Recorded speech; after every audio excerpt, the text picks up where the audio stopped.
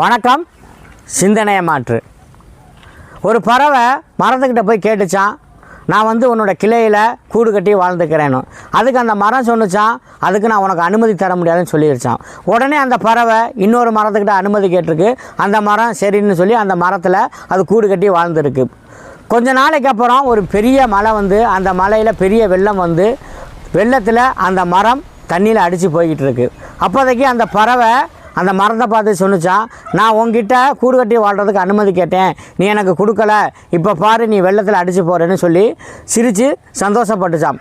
அதுக்கு அந்த மரம் சொன்னிச்சான், என்னோட வேர்கள் கொஞ்ச நாளைக்கு முன்னாடியே பலவீனமாயிருச்சு, என்னால் நிற்கக்கூட எனர்ஜி இல்லாமல் நான் இருந்தேன். அதனால தான் என்னோட கிளையில் நீ கூடு கட்டி வாழ்ந்து நீனும் உன்னோட குடும்பமும் வெள்ளத்தில் அடிச்சுட்டு போயிடக்கூடாதுங்கிற ஒரே எண்ணத்துக்காண்டி தான் அதை நான் சொன்னேன் அப்படின்னு சொன்னிச்சான். அப்போ தான் அந்த பறவை தன்னோட தவறை புரிஞ்சுக்கிடுச்சான். இதே மாதிரி தான் நம்மளுமே நம்ம வீட்டில் ஒரு அம்மாக்கிட்டேயோ அப்பாக்கிட்டேயோ அல்லது கணவன் மனைவிக்கிட்டேயோ ஒரு பெரியவங்கள்ட்ட ஒரு விஷயத்தை கேட்கும்போது அவங்க அதுக்கு அனுமதி கொடுக்கலன்னா அவங்க மேலே நம்ம கோபப்படக்கூடாது.